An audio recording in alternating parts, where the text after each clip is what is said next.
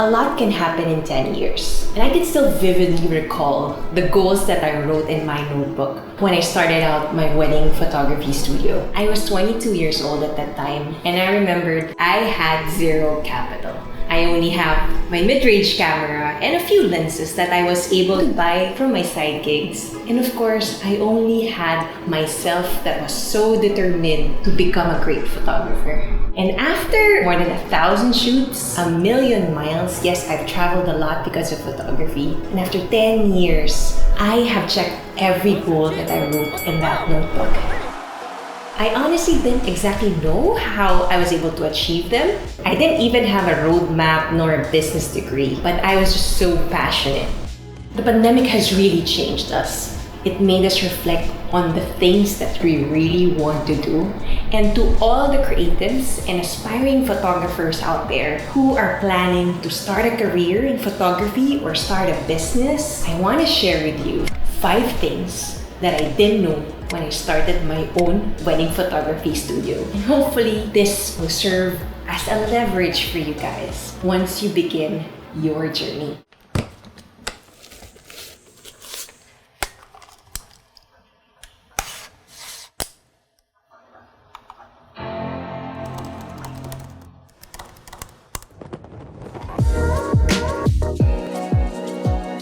So the first thing is our work schedule is the complete opposite of most of our friends and our family's work schedule.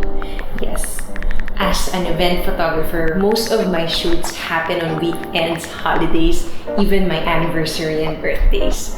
And that's just how it is. You know, when you're starting your own studio, you're not just a photographer, you're not just a creative, you're a business owner. So my main advice is to really learn how to manage your time well, know when something is productive and something is a distraction, figure out where you're really good at. Because once you know your strengths, you can just delegate your weaknesses to other people. That way, you will be more productive. Accounting is something that I need to learn and understand.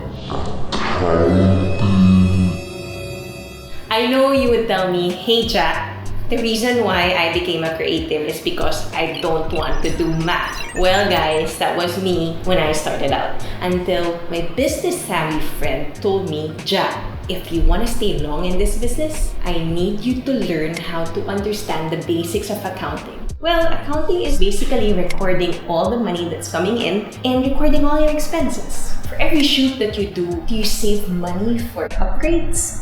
Do you budget well so that you know what you can work around with? These are just some of the things that you need to start doing as early as possible. Accounting is going to be your guide in planning the future of your business. If not for this, I don't think I would have survived this pandemic, honestly. Moving on to the third one, to learn how to manage your expectations.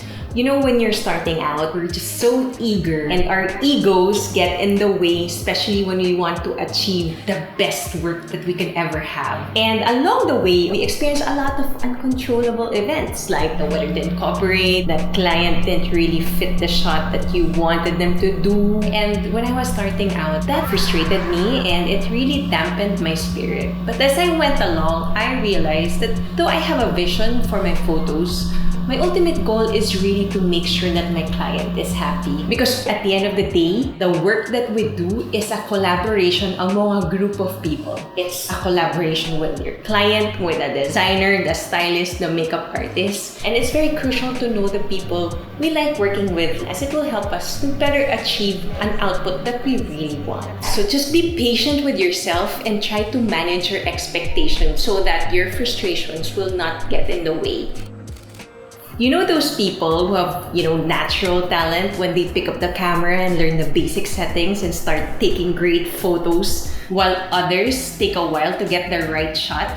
Training a team and looking for the best photographers was probably one of the biggest challenges when I was starting a studio. I've discovered and trained a lot of photographers. I've trained some who had initially had the best portfolio, but they ended up leaving the team because I don't know what happened to them. Those who remained, who were persistent, who worked really hard to improve themselves and their skills, they ended up to be the best ones in the team. So always remember to never be complacent. Just like what Albert Einstein said, genius is 1% talent and hard work is 99%. Photography is an art form and it's the ability to combine both artistic talent and your technical skills. Guys, believe me when I say na walang mararating yung talent nyo kapag tamad kayo. You need a plan for consistency and commitment. There are 3 main struggles that I see for business owners who are starting out their businesses. Number 1, it's the commitment, it's time, and it's consistency. You always have to ask this question to yourself, like how often are you willing to show up? What's your level of commitment? And how much time are you willing to give? I'm not saying you should work like 365 days or like 24/7, but to know your schedule and to stick to it is what you need. Great results are achieved through short seasons of imbalance. We see that concept in farming, in writers who try to finish a book, athletes who train for like a season. Just make sure that you create a plan that you can stick with. I have worked so hard to be where I am now. I hope you find this episode helpful, especially for those people who are planning to start their own businesses. And if you find this episode very useful, don't forget to like and subscribe to this channel. Just don't forget to always trust the process, and I will see you again soon!